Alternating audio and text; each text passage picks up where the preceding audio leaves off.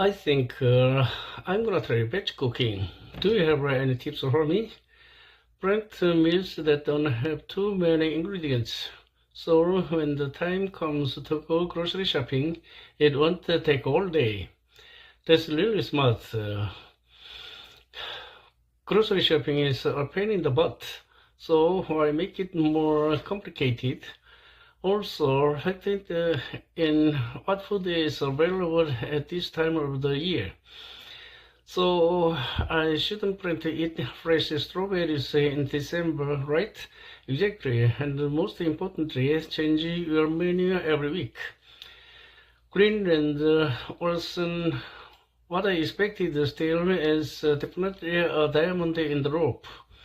I agree, but I'll definitely be sending groups of adventurous travelers here. We met some great locals who can team up with so people can have the authentic culinary experience. It's one of the few new tourist destinations in the world. I think that's a really good thing. And was it right anything like fancy hotels and restaurants? It made up for it with its beauty. Once yesterday, Michael's birthday was he still excited when he got his phone? He was at first, but I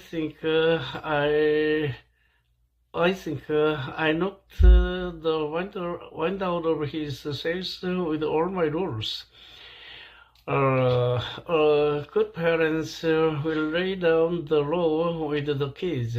Of course, the kids don't like to hear it. Thanks for saying that, but I could tell he was a little disappointed with how strict I was being. Are you two on same page about the rules at least? Yeah, he agreed to everything and thanked me. Lately, you always look so rested and refreshed. What's the secret? Is probably my sleep hygiene. Do you have trouble sleeping? Yeah, I have a hard time winding down at night. I'll sometimes be up scrolling or social media for hours before I get sleepy. You need to avoid the screen for an hour before bed. It allows you to ease into sleep.